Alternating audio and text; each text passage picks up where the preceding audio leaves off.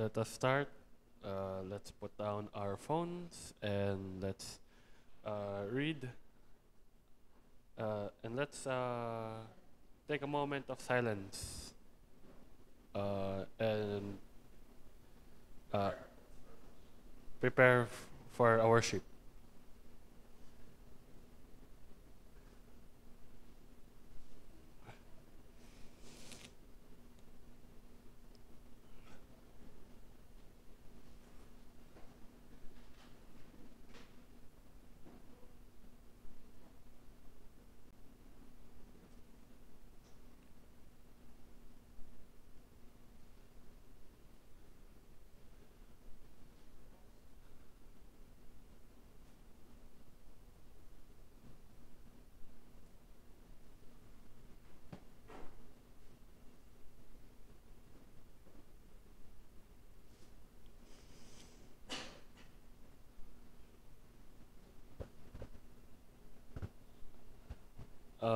So let's for our preside today is let's go to John 8 verse 12. John 8 verse 12. Stand up.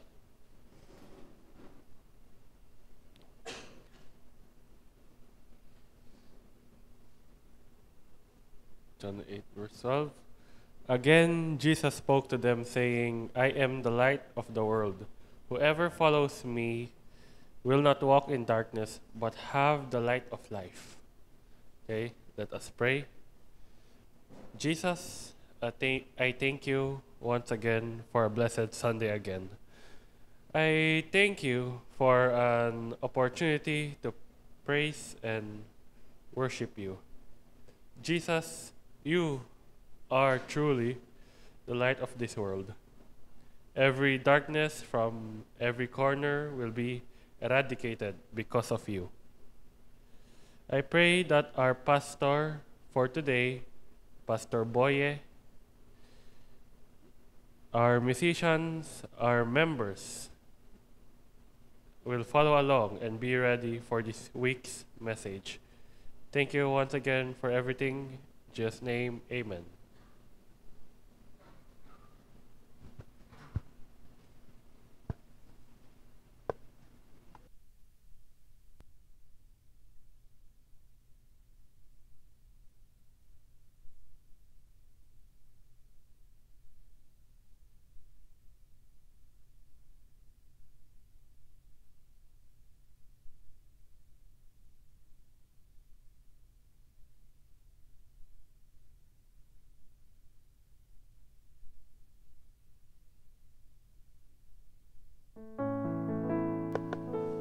Hello. Okay. Happy Lord's Day, my brothers and sisters in Christ. As we offer our songs of praise to our God, may our hearts be filled with joy and comfort, knowing that our God, holy and full of splendor, is the one we worship and we give honor to. May our eyes truly behold our mighty and glorious King. Let us all sing.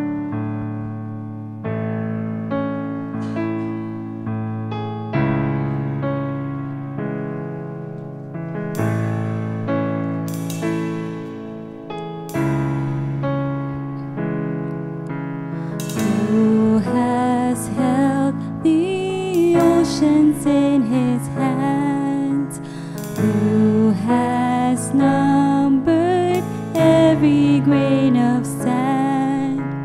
Kings and nations tremble at his voice.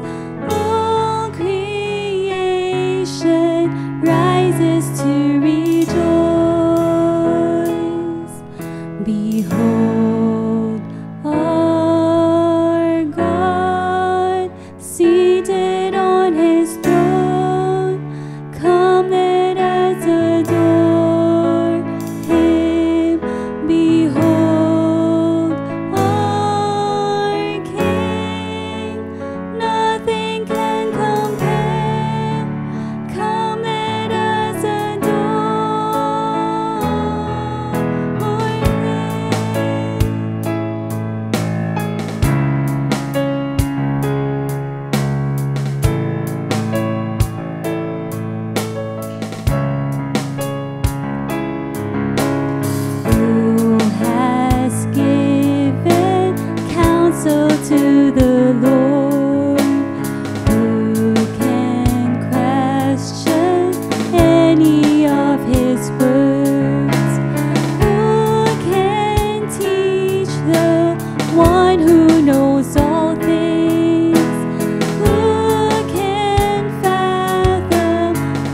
His wondrous deeds.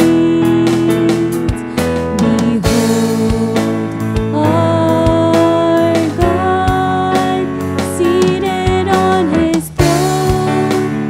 Come, let us adore Him.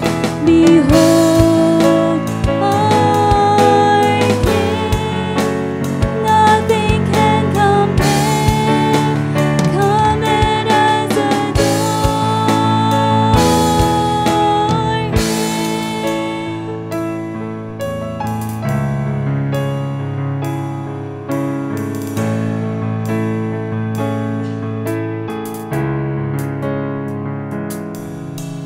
Who has felt the nails upon His hands, bearing all the guilt of sinful man? God eternal, humble to the grave, Jesus Savior, risen now to reign.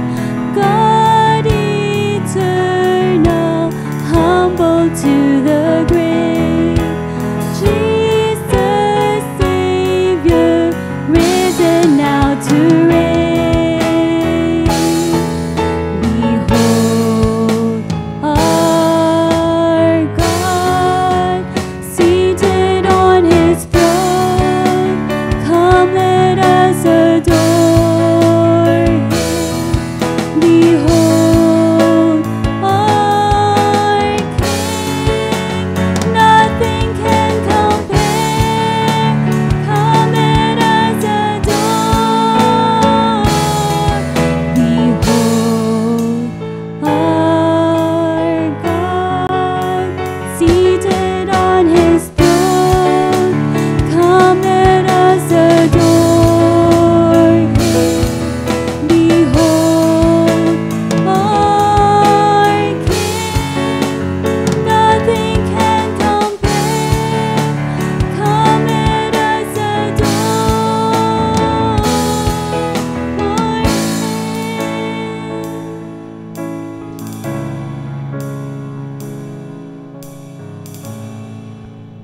As we gaze into the holiness of our God, we also remember that we serve and worship a humble King, the Son of God who came to serve and not to be served, the one who selflessly gave Himself up and died on the cross to pay for the penalty of our sins.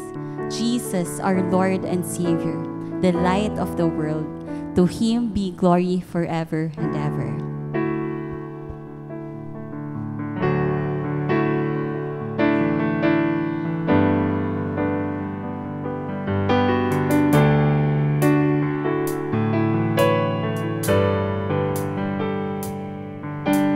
Light of the world, you step down into darkness.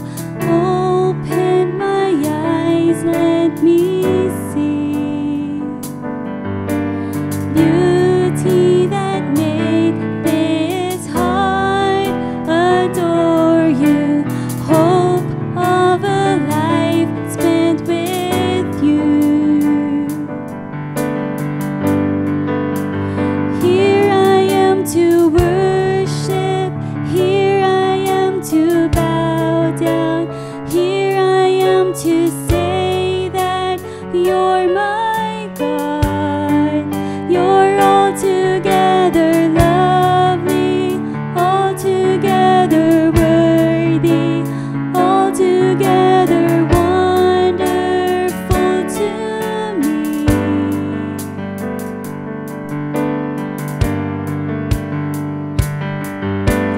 King of all days, oh so highly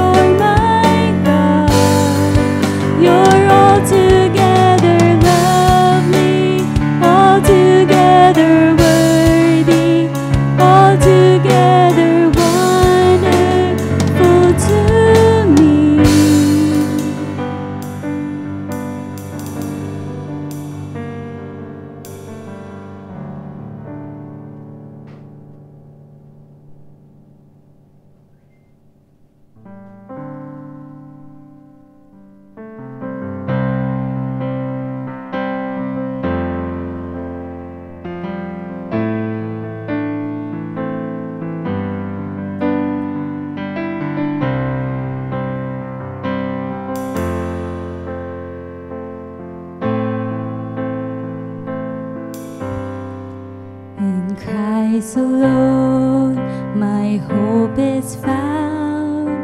He is my light, my strength, my song. This cornerstone, this solid ground, firm through the fiercest drought and storm.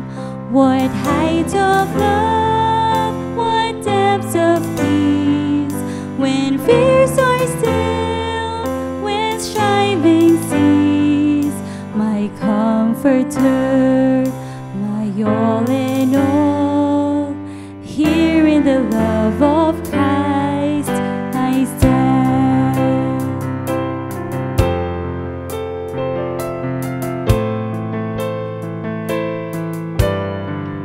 In Christ alone, who took on flesh, fullness of God and helpless babe, this gift of love and righteousness, scorned by the ones he came to save, till all that cost as Jesus died, the wrath of God was satisfied.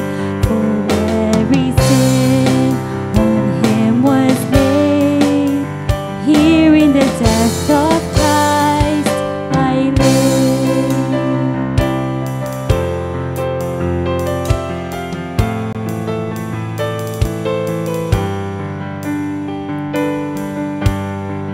There in the ground his body lay, light of the world by darkness slain, then bursting forth in glorious day, up from the grave he rose again. And as he stands in victory, since curse has lost its grip on me, for I am his and he is mine, bought with the precious blood of Christ.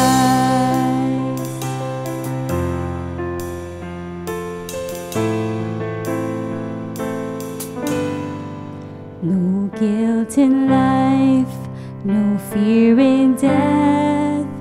This is the power of Christ in me.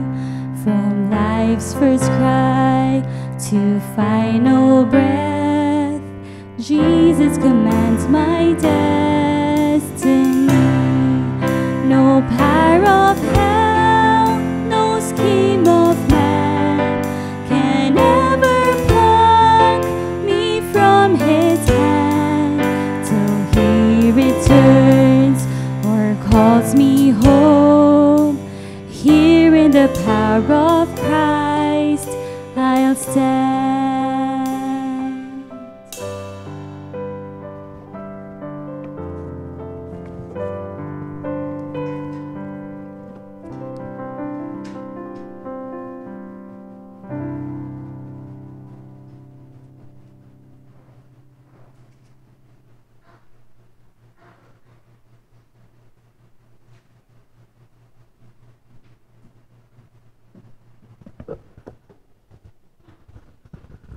Let us all open our Bibles to Matthew chapter 5, verses 13 to 16.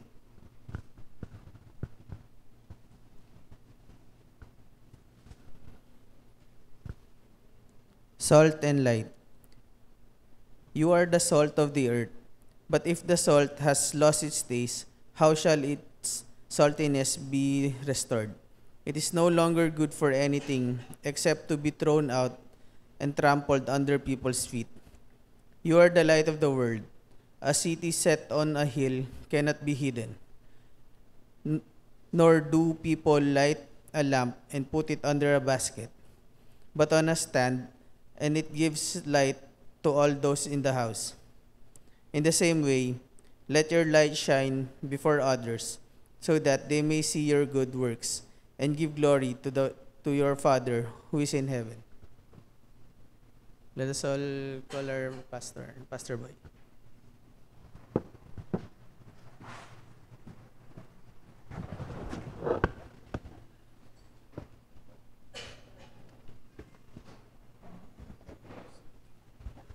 Praise God for this wonderful afternoon na binigay niya sa bawat isa sa atin.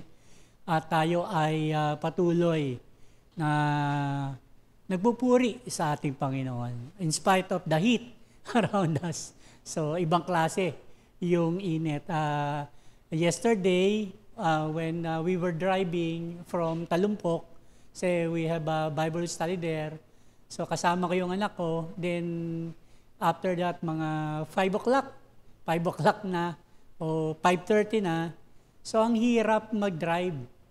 Kasi, from Talumpok, going here, yung sun kaharap mo. Di ba? Yung light ng sun, talagang nakakasilaw.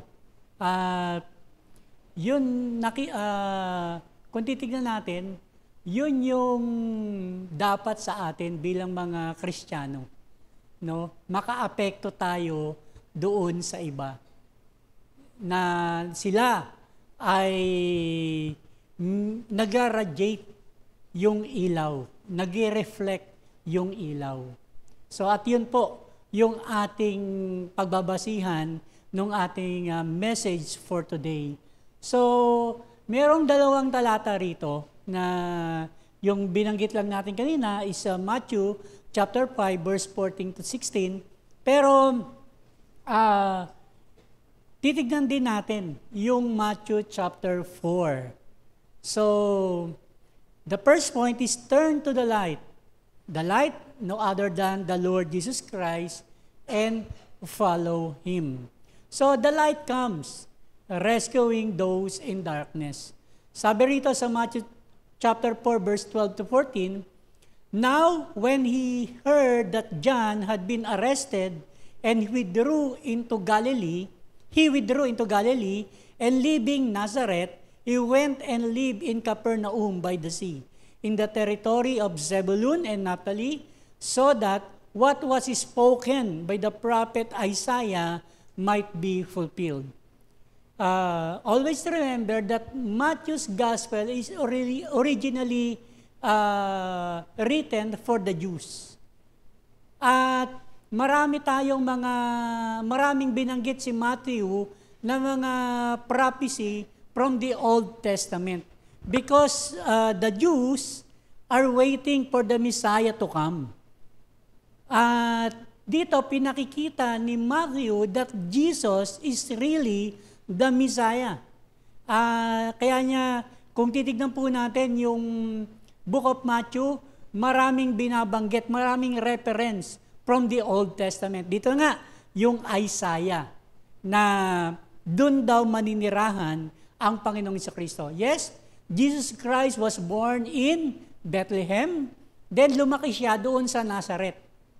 At this time, umalis siya doon sa kanyang lugar, at siya, sabi rito, leaving Nazareth, he went and lived in Capernaum. So, yung Capernaum, may isa pang yan. Yung Capernaum, siya yung parang northern part ng Jerusalem. Medyo borderline siya. Kaya nga, at dito sa Capernaum, sapagkat doon siya nanirahan, marami siyang mga ginawang mga himala. Kaya kung babasahin po natin yung Biblia natin, yung mga multiplication of the loaves and pieces, yung Sermon on the Mount, yung pagpagaling niya, dito sa Capernaum nangyayari. At nag-iba lang siya ng location doon sa Matthew chapter 18 o chapter 19. So, yun po yung Capernaum. So, during those time, sabi nga doon sa verses na binasa natin, when he heard that John had been arrested, he withdrew into Galilee. So, si John, ang alam po natin kay John, he prepares the way for the Messiah. Dito, ito na yung pagsisimula ng ministeryo ng Panginoong Jesucristo. His public ministry begins. When John the Baptist was arrested. Diba? So, yung timing ng Panginoong Jesucristo, hindi ito continuation nung ginagawa ni John, sapagkat si John, piniprepare niya yung way. But here, Jesus is the way. So, because of the mixed population, the people of Jerusalem looked down on Galilee. So, yung lugar nung Galilee, yung Capernaum, talagang yung Capernaum, nasa probinsya siya ng Galilee. So, yung mga Galileans, though they were Jews also, pero nilulook down sila ng mga taga-Jerusalem. Kasi nasa borderline sila, maraming mga mixed race. Diba? Parang dito sa Pierre, kumbaga doon sa Olongapo, Pierre, maraming dumadaong doon, maraming mga trade. Kaya hindi sila, meron na silang lahi na iba. At meron na ring mga iba't ibang religion. Meron mga mas dumami yung nagiging hentil. Mas marami yung naapektuhan. At doon sa history, maraming sumakop doon sa mga Hudyo. At dito nga, they were under the Roman Empire. Kaya kung titignan natin, maraming sumakop sa atin nga. Ang dami ring sumakop na sinakop tayo ng Spaniard, ng mga Japanese, sinakop tayo ng mga Americans. Diba? Maraming sumasakop sa atin. At yun ay nangyari dahil sa kanilang kasalanan at they were oppressed talaga. Kaya they were looking for a Messiah to come. Kaya dito, sinasabi ni Matthew, after John the Baptist, here comes the light. No, they were in darkness, but when Jesus come, He is the light. So sabi nga ng mga Pariseo, no prophet is to rise out of Galilee. Walang magmumulang propeta diyan kasi talagang sila talagang hindi maganda yung kanilang pamumuhay. So this is the fulfillment na sinasabi doon sa 14 to 16. Sabi rito, so that what was spoken by the prophet Isaiah might be fulfilled. The land of Zebulun and the land of Naphtali, the way of the sea, beyond the Jordan, Galilee, and the Gentiles, the people dwelling in darkness have seen a great light. So, ito yon yung Isaiah chapter 9, verse 1 to 2. Yung inihula. At yun din, yung ginawa ng Panginoong Jesucristo. Kaya, from Nazareth, siya ay pumunta doon sa Galilee. Particularly, doon sa Capernaum, upang doon niya simulan yung kanyang ministeryo. No? Kung ikaw ay oppressed, may nakikita ka ng hope, may nakikita ka ng light. At yun yung binabanggit ni Matthew. Okay. The light comes rescuing those in darkness. How did Jesus bring a great light? He did so by bringing God's kingdom near God's people. So, ang kanyang mensahe ay katulad din ng mensahe ni John the Baptist. Sabi niya, repent, for the kingdom of God is here. So, sinasabi ni John, prepare your hearts, prepare the way of the Lord. At yun ding kanyang mensahe is to repent. Magbalik loob kayo o magsisi kayo sa inyong mga kasalanan. So, ito yung binanggit din. At ito po din yung pinipreach ng Panginoong Jesucristo. So, He did so by preaching repentance. What is repentance? Repentance is changing of mind. It is not just you are just emotionally sorry for your sin, but ito po ay yung tunay na pagbabago mula sa kaisipan at kinikilala mo na ikaw ay tunay na makasalanan. Because during those time, marami na ring mga religious activities na kanilang ginagawa na sa akala nila ito yung pamamaraan. Kaya pumasok nga yung mga Pariseo, yung mga Sadducees, during those tinatawag nating silent period.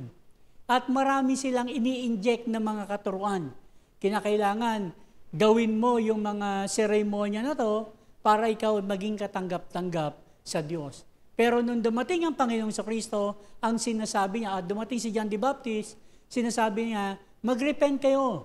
At sinasabi rin ng Panginoong Kristo, ito yung kanyang mensahe, repentance. Magbago kayo ng inyong kaisipan at magbalik loob kayo sa ating Diyos. So, verse 17, from that time Jesus began to preach, repent, for the kingdom of heaven is at hand. So the only appropriate response for sinful people living in darkness is to repent, to turn away from their sin and to turn back to the Lord. At ito yung kanyang mensahe, na sila ay magbalik muli sa Panginoon. Sapagkat sila ay napalayo na because of their sin. At sila ay gumawa na ng kanilang sariling kaparaanan para sila ay maligtas. Kaya, nung panahon ni John the Baptist, marami ring mga tao yung nagrepent from their sin. At ito rin yung sinasabi ng Panginoong Kristo na sila ay magsisi sa kanilang kasalanan at magbalik loob sa ating Diyos. Verse 18, the light comes, number 1, is to rescue those in darkness. Pangalawa, the light comes calling His disciple. No? Pumunta ang ilaw rito upang tumawag siya ng mga tao na susunod sa Kanya. Sa verse 18, sabi ron, chapter 4, verse 18, sabi ron, while walking by the Sea of Galilee, He saw two brothers, Simon, who is called Peter, and Andrew, his brother, casting a net into the sea, for they were fishermen. And He said to them, follow me, and I will make you fishers of men. Immediately, they left their nets and followed Him. So, verse 21, and going on from there, He saw two other brothers, James, the son of Zebedee, and John, his brothers, in the boat with Zebedee, their father, mending their nets, and He called them. Immediately, they left the boat and their father and followed Him. You can't become a fisher of men without first following Jesus. And you can't be a follower of Jesus without also becoming fishers of men. So, dito makikita po natin yung unang mga tagasunod ng Panginoong Kristo. Pinangungunahan siya ni Peter, ni John, at sila ay mga, sila ay mga fishermen. Kung titignan po natin yung kwento niyan, agad-agad ba sila na sumunod? Paano nangyari na agad-agad sila na sumunod kay Jesus? In Luke chapter 5, sabi rito, on one occasion, ito yung cross-reference nung kwento para makita natin yung buong istorya.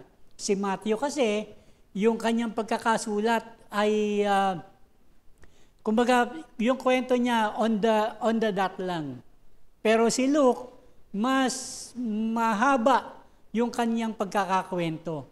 Sabi sa Luke chapter 5, on one occasion, while the crowd was pressing in on Him to hear the word of God, He was standing by the lake of Gennesaret, and He saw two boats by the lake, but the fishermen had gone out of them and were washing their nets. Getting into one of the boats, which was Simon's, He asked him to put out a little from the land, and He sat down and taught the people from the boat. So yung nangangaral ng Panginoong Kristo, marami yung mga nakikinig sa Kanya At dahil doon, humiram siya ng bangka at lumayo siya ng konti upang ma-amplified yung boses niya. Kasi wala pa naman ng mga amplifier. Kaya pumunta siya sa malayo-layong dagat, sa malayo-layong parte ng dagat, at doon siya nangaral upang yung boses niya marinig ng mas marami. At yung boat na yon, ang may-ari ay si Peter. Sabi rito sa verse 4, and when he had finished speaking, he said to Simon, put out into the deep and let down your nets for catch. And Simon answered, Master, we toiled all night and took nothing, but at your word I will let down the nets. And when they had done this, they enclosed a large number of fish, and their nets were breaking. So, the scenario here is tapos ng mangaral, tapos ng mangisda sina Peter at wala silang huli. Diba, nakaka-discourage yung umagang yon. Na sabi rito, they are mending their nets. Sabihin, tapos na, nililinis na nila yung kanilang lambat at habang siguro nililinis na yon, lungkot na lungkot din sila. Kasi wala silang nahuli. Kasi being a fisherman, siyempre, dapat pag uwi mo, may huli ka. Kasi yun yung purpose mo sa buhay, manghuli ng mga isda, pero wala kang nahuli na isda. So, dito, makikita natin yung kalungkutan, siguro ni na Pedro, panghihinayang o sayang yung isang gabi. Diba tayo rin? May mga negosyo tayo. Pag tayo ay walang benta, na medyo nakaka-discourage. Diba? Pag meron kang isang pinagpaguran, parang walang nangyayari. Pero sabi ni Jesus sa kanila, sige, punta tayo sa medyo malayo-layo, medyo malalim na parte ng dagat. Sabi ni Simon, we toiled all night and took nothing. Ba? We toiled all night and took nothing. As a fisherman, a professional fisherman, sina Peter, alam nila kung anong oras dapat manghuli ng isda. Nanguhuli tuwing gabi. At meron silang light para ma-attract yung fish. Kaya nga mahal yung isda pag bilog yung buwan. Kasi kalat sila. No, pero pag hindi bilog yung buwan, mas madilim doon sa karagatan at pupunta doon sa kanilang light yung mga isda. So, si Peter, siya ay sanay na manghuli. At maaari niya sabihin, no, nagpakahirap na kami, Panginoon, pero wala kaming huli. But because you said so. At alam din ng mga fishermen kung saan manguhuli. Hindi yun, di ba, just around the seashore sila. Sabi ni Jesus, punta lang tayo sa medyo malayo. Usually, yung mga fish, malalayong lugar pa. Hindi ka na mag-fish dyan sa tabing seashore. Pero dito, ito yung sinabi ni Jesus. At ang sagot ni Peter, because you said so, gagawin namin. So, and because of that, ang dami nilang nahuling isda. Ano pa, sabi nga sa Bible, yung kanilang bangka ay halos lumubog na sa dami ng kanilang huli. So, ito yung pangyayari, the miracle that Jesus demonstrated to them. In verse 7, they signaled to their partners in the other boat to come and help them, and they came and filled both the boat, so that they began to sink. But when Simon Peter saw it, he fell down at Jesus' knees, saying, Depart from me, for I am a simple man, O Lord. So, ito yung response ni Peter bago siya sumunod sa Panginoong Kristo. Nakita niya yung kapangyarihan ng Panginoong Kristo at yung tugon niya. Sinabi niya, lumayo ka sa akin sapagkat ako ay isang makasalanan. Diba ganon din tayo? As we ponder upon the Word of God, as we look upon the Lord, we will see, no, yung kanyang holiness. And as we see His holiness, nakikita natin yung ating sinfulness. As we reflect on the Word of God, nakikita natin ba, ganito pala, as we worship God, yun yung nakikita natin, that we are not worthy to worship Him, but He has given us that opportunity because we are His sons and daughters. So, yun yung tugon ni Peter. Sabi niya, depart from me, for I am a sinful man, O Lord. Nakita niya yung kanyang pagkatao. At ang sabi ni, for he and all who were with him were astonished at the catch of the fish they had taken. And so also were James and John, son of Zebedee, who were partners with Simon. And Jesus said to Simon, do not be afraid, from now on you will be catching men. And when they had brought their boat to the land, they left everything and followed Him. So sumunod sila sa Panginoong Kristo sapagkat nakita nila kung ano yung pwedeng gawin ng Panginoong Kristo doon sa kanilang buhay. Ito yung plano ko para sa inyo. The light comes calling His disciple. What to follow Jesus mean? To follow Jesus means to be Christ-centered, to have Jesus as your main focus.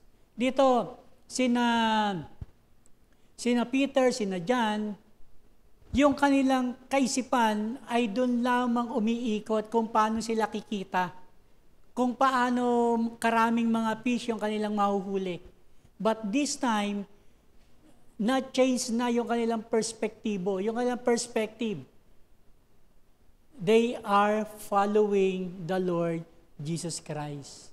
Kaya tayo, bilang mga manampalataya o bilang mga disciple ni Christ, when we say that I want to follow you, we are saying, Lord, you are the center of my life. And what I am going to do will revolve around you. No? Lagi mo siyang tinitignan. Lagi mo siyang pinapanalangin. Lagi mong tinitignan, Lord, kalooban mo ba to o hindi? Kasi siya na yung sentro ng iyong buhay. Hindi ka mananaig doon sa emotion mo lang o doon sa kakayahan mo lang, kundi tinitignan mo na ito, Panginoon, ay ayon sa iyo. Kagustuhan mo ba ito? To follow Jesus means to be connected to Him. We should have that daily consecration. We should have that daily communion with Him.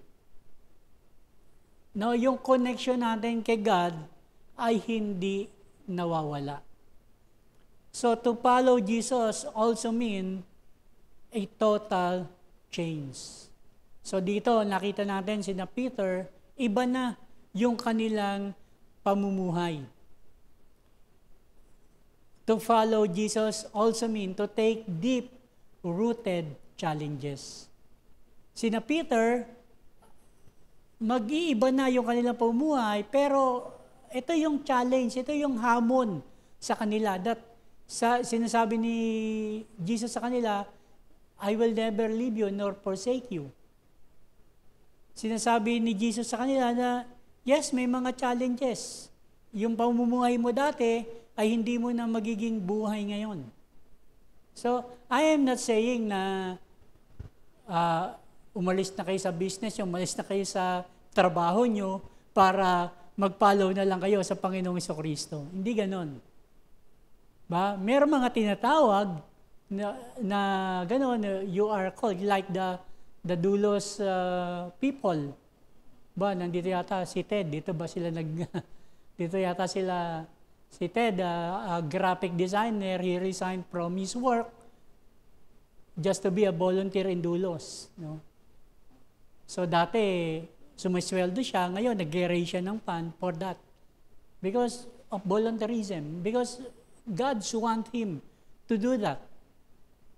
So, hindi naman lahat ganun sa atin. Pero, may mga challenges sa atin sa buhay natin na if we want to follow the Lord, merong mga hindrances, no? Merong mga challenges na ating kakaharapin.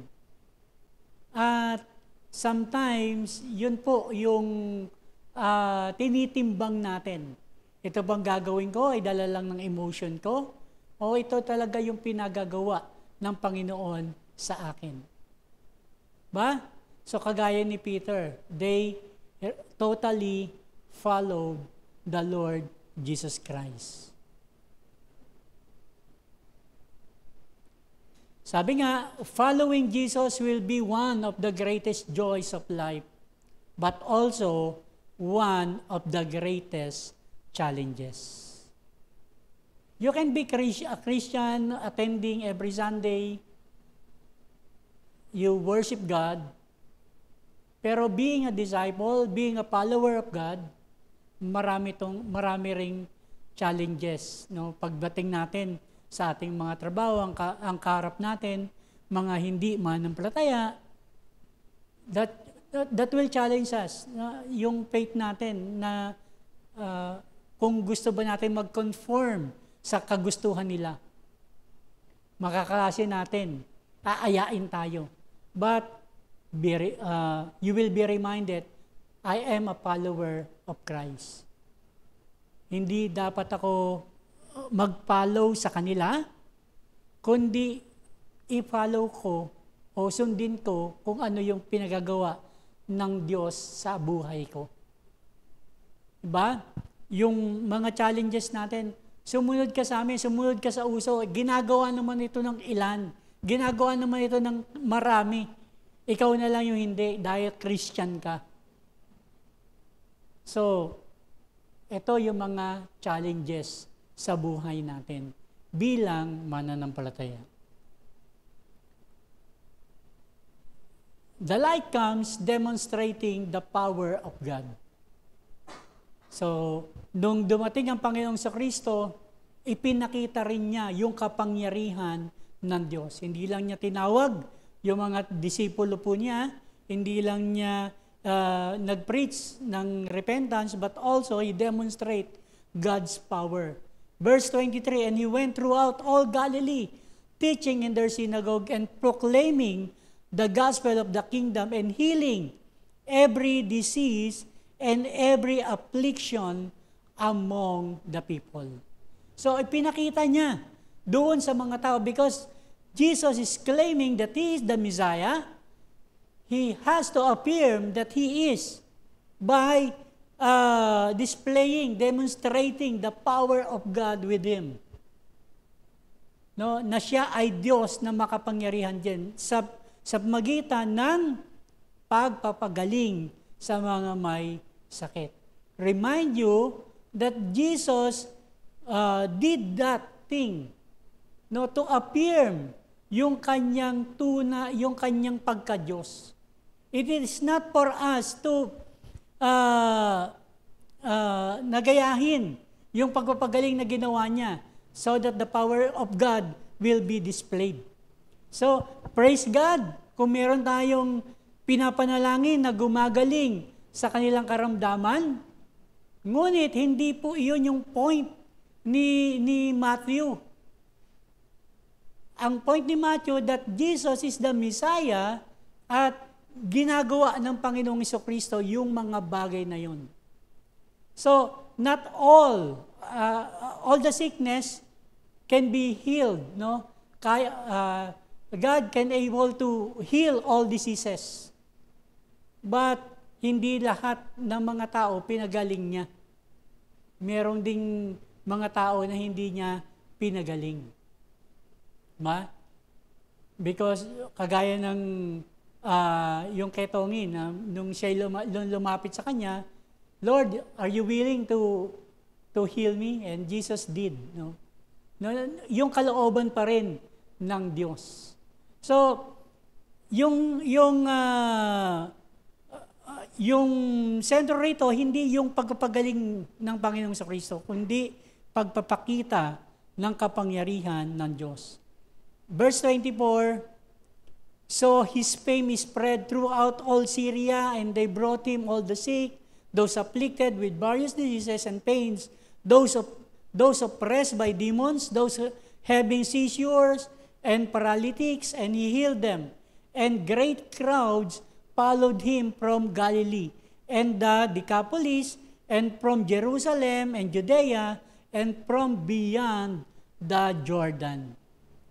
So, dito, naging famous na, naging viral na ang Panginoong Kristo because of the healing ministry.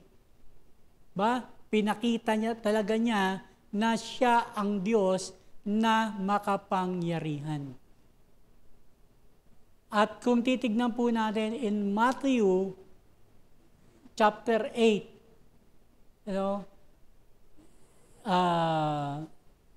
verse 15, sabi ron, he did it para mapulfill yung sinasabi ni Isaiah that by his wound we are healed. So, yung mga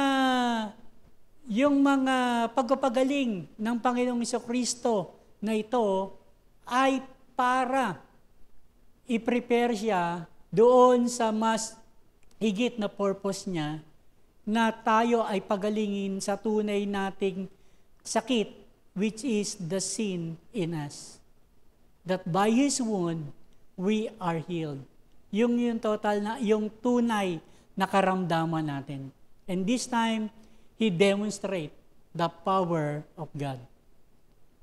So, ang ministry ng Panginoong Kristo, He preached the kingdom of God, He teach in the synagogue, and He healed every kind of diseases. So, darkness had been defeated by the light of God. So, nakita ng mga Hudyo at iba pang mga tao, because sabi ko nga, yung Galilee, yung Capernaum, sa border, hindi lang yung mga Hudyo nakakita, kundi even the Gentiles see yung kapangyarihan ng Diyos. Nakita niya yung kaningningan ng Panginoon. So darkness has been defeated by the light of God.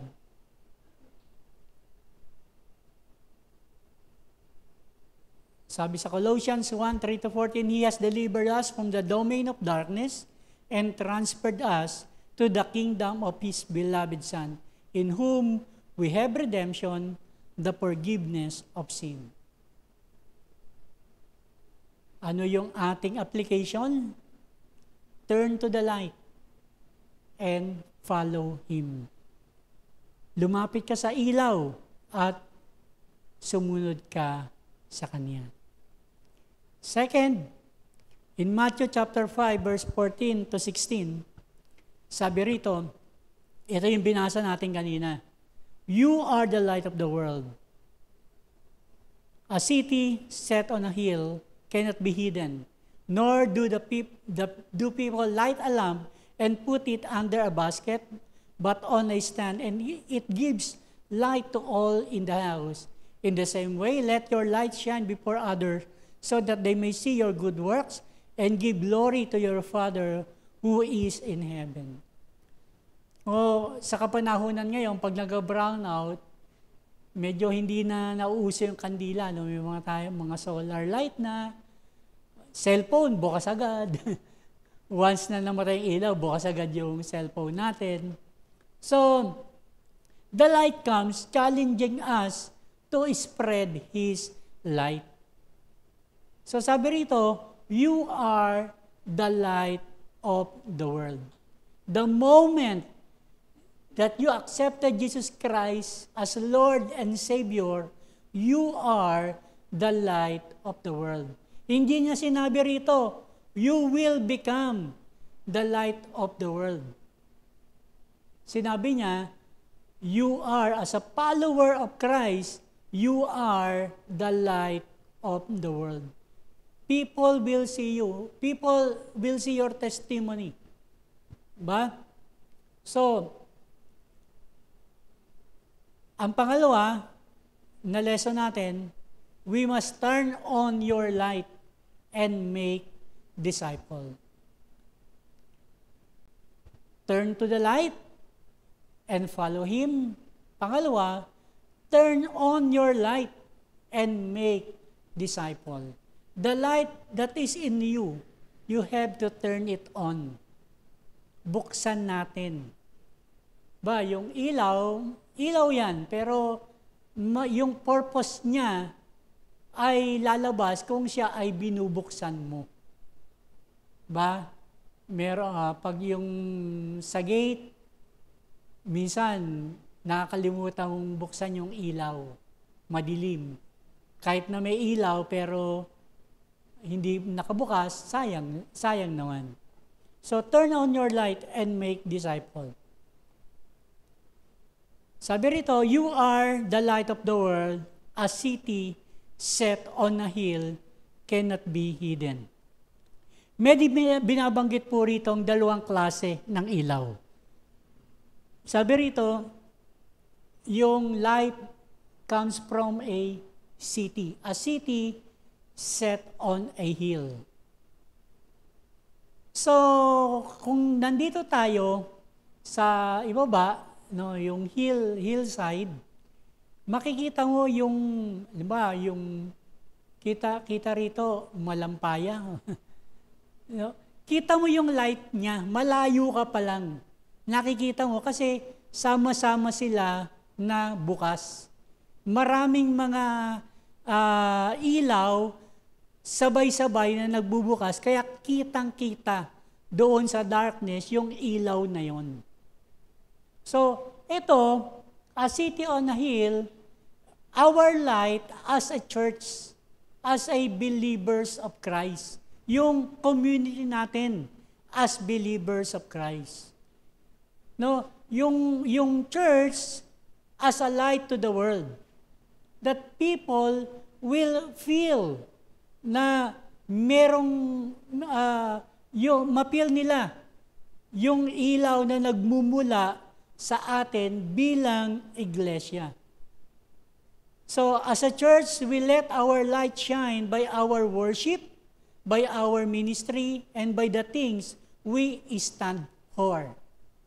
No? Ito yung nakikita ng community. As a church, paano ba tayo sumamba sa ating Diyos?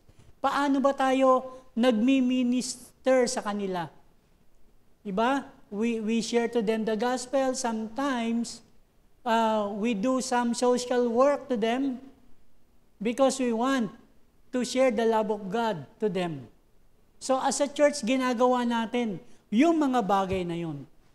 And by the things we stand for. We stand for the truth. We stand for on what the Bible is saying. Diba? Kung ang sanlibutan, okay lang sa kanila yung sa ngayon na nagsasama na hindi mag-asawa, as a church, hindi dapat yun sa atin. Ito yung tinitindigan dapat natin. Kasi sinasabi ito ng salita ng Diyos. So, marami ngayon yung mga sin ay nagiging nanonormalize na lang. 'Di ba? Nanonormalize na lang yung mga kasalanan because of the influencers, the social media, because maraming gumagawa yung dating mga kasalanan parang normal na lang yan. Siya ay mayroong number 2. Normal lang yan. Diba? Hindi natin masabi na they are committing adultery. Ang sinasabi na ng mundo, may appear lang sila. So, pinabababa natin yung standard. But as a Christian, as a church, we should set the standard. Yes, people will ridicule us, but as a church, we should stand for the truth because we are the light of the world. No? A city on a hill. Kitang-kita yung pinaninindigan natin. Kitang-kita yung pinaniniwalaan natin. Kitang-kita kung sino yung Diyos na ating tunay na sinasamba. As a church, we are the light.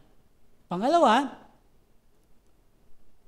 sabi rito, nor the people light a lamp and put it under the basket. Ito naman yung light, a single light. No? It represents you as a believer of Christ. No? Iba yung light natin, nasama-sama tayo bilang isa iglesia, ngunit you are a light of the world. Sabi nga, yung light daw sa lampstand ay inilalagay sa mataas. Ganun ka rin bilang isang mananampalataya o bilang tagasunod ng Panginoong Kristo. Magniningning ka doon sa mga tao na hindi nakakakilala sa ating Diyos. Sabi nga, let your light shine before others. Makita ang iyong conviction. Makita kung ano yung pinaniniwalaan mo. Makita that you are standing for the truth. You are not compromising to the pattern of this world. Because you are the light. Sa inyong bahay, ikaw ay ilaw. Sa iyong mga kaeskwela, magsilbi kang ilaw. Sa inyong mga kasama sa trabaho, ikaw ang nagsisilbing ilaw nila. Jesus saved us to be a light for Him, and He shines His light through us. Those around us who are in darkness and help us to see their way to God. Tayo yung ilaw ng Diyos na binigay sa atin. Diba? At ang mga tao, sila ay mananampalataya sa Panginoon sapagkat nakita nila sa buhay natin yung magandang pamumuhay because we are living in the light. Kaya nga, turn on your light and make disciple. Tandaan po natin yung dalawang bagay. Turn to the light, the Lord Jesus Christ, and follow Him. At kung nasa puso mo na ang Panginoong Kristo, turn on your light and make disciple. Huwag mong hayaan na yung ilaw mo ay patay, walang silbi. You are a believer of Christ, you are a follower of Christ, your light is always turned on. Tayo pong lahat ay manalangin. Heavenly Father, we are so thankful, Lord, for this day na binigay mo sa amin. We are thankful because merong time na binigyan mo kami ng opportunity upang ikaw ay aming makilala bilang Panginoon namin at sariling tagapagligtas. And we are here as a church to be a light to the world. Marami po, Panginoon, yung mga hindi nakakakilala sa iyo. Marami yung namumuhay sa maling pamumuhay.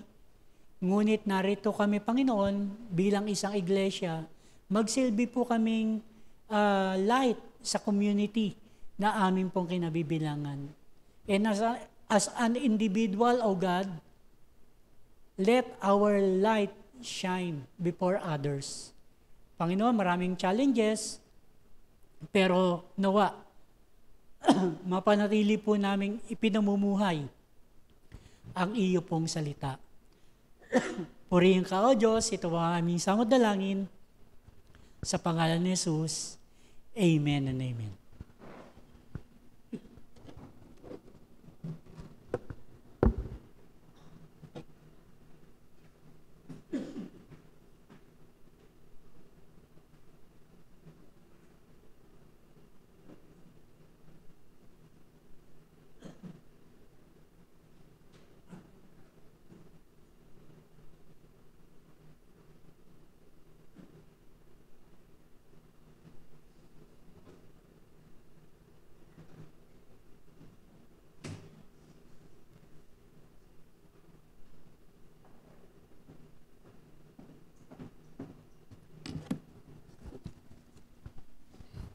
We will now be singing our communion song, and let us take this time to check our hearts as it is written in 1 Corinthians chapter 11, verse 27. Whoever therefore eats the bread or drinks the cup of the Lord in an unworthy manner will be guilty concerning the body and blood of the Lord. Let the person examine himself then, and so eat of the bread and drink of the cup. For anyone who eats and drinks without discerning the body eats and drinks judgment on himself.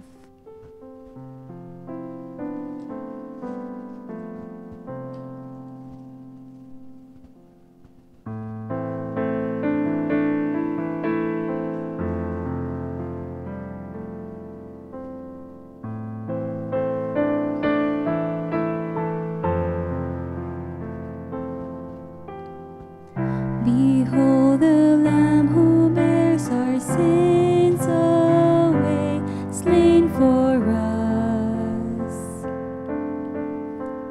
And we remember the promise made that all who come in faith find forgiveness at the cross. So we share in this bread of life, and we drink of His sacrifice as a sign of our bonds of peace around the table of the King.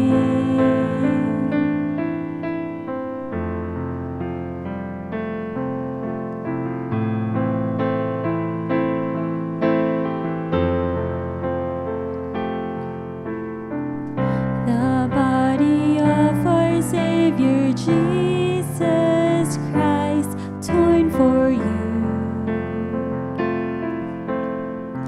Eat and remember the wounds that heal, the death that brings us life. Pay the price to make us one. So we share in this bread of life, and we drink of His sacrifice as a sign of our bonds of love around the table of the King.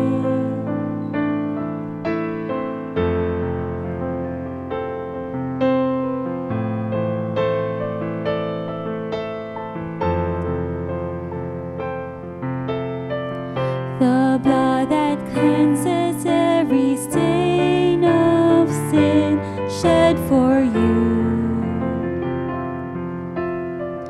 Drink and remember, He drank that cup that all may enter in to receive the life of God.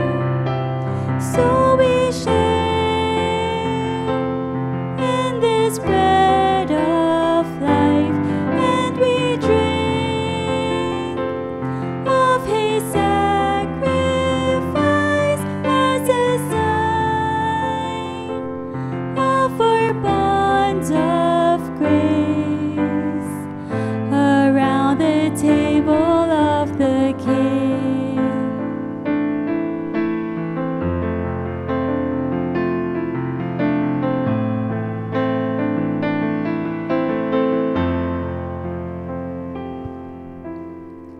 And so with thankfulness and faith we rise to respond, and to remember our call to follow in the steps of Christ as His body here on earth. As we share in His suffering, we proclaim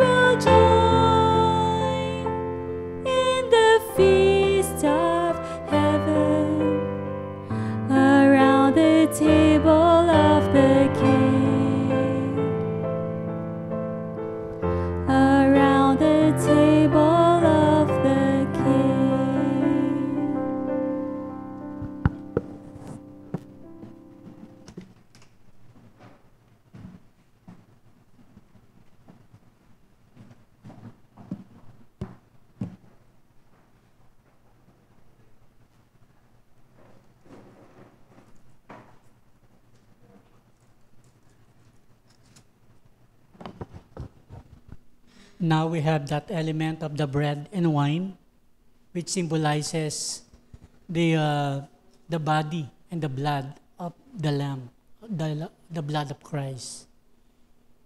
We just learn that we should be the light of the world. At talagang magiging ilaw lang tayo ng sanlibutan kung lagi nating nare-remember that Christ died for us.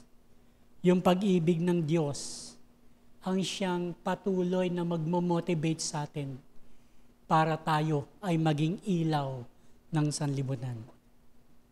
For I received from the Lord what I also pass on to you. The Lord Jesus, on the night he was betrayed, took bread, and when he had given thanks, he broke it and said, "This is my body, which is for you. Do this in remembrance of me." Let's eat of the bread.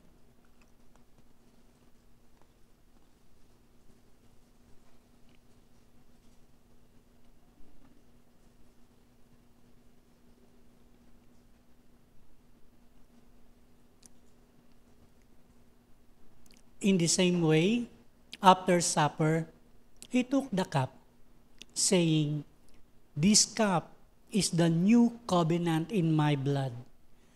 Do this whenever you drink it in remembrance of me." Let's drink up the cup. For whenever you eat this bread and drink this cup, you proclaim the Lord's death until he comes. Let us pray.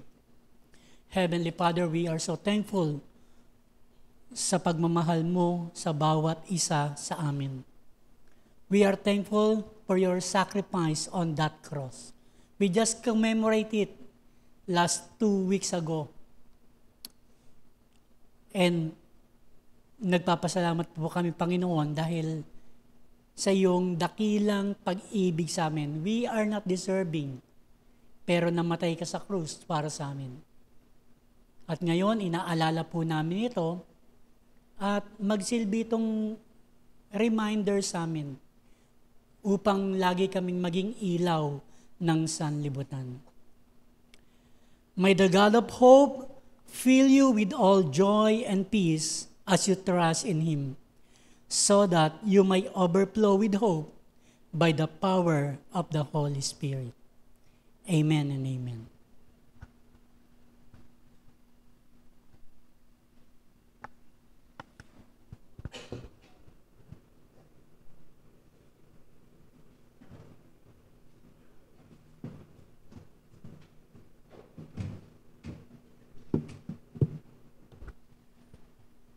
Let us sing the benediction song.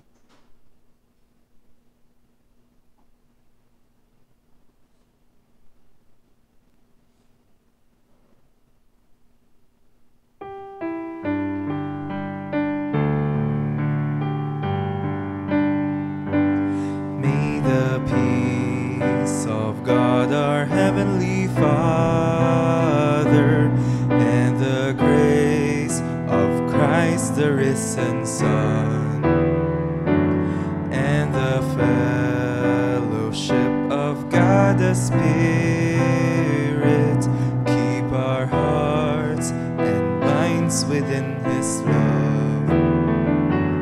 And to Him be praise for His glorious reign from the depths of earth to the heights of heaven. We declare the name of the Lamb once slain, Christ eternal, the King of kings. May this peace which passes understanding and this grace which makes us what we are, and this fellowship of His communion make us one in spirit and in heart. And to Him be praise for His glorious reign from the dead the heights of heaven, we declare the name of the Lamb once slain, Christ eternal, the King of kings. Christ eternal, the King of kings. Amen.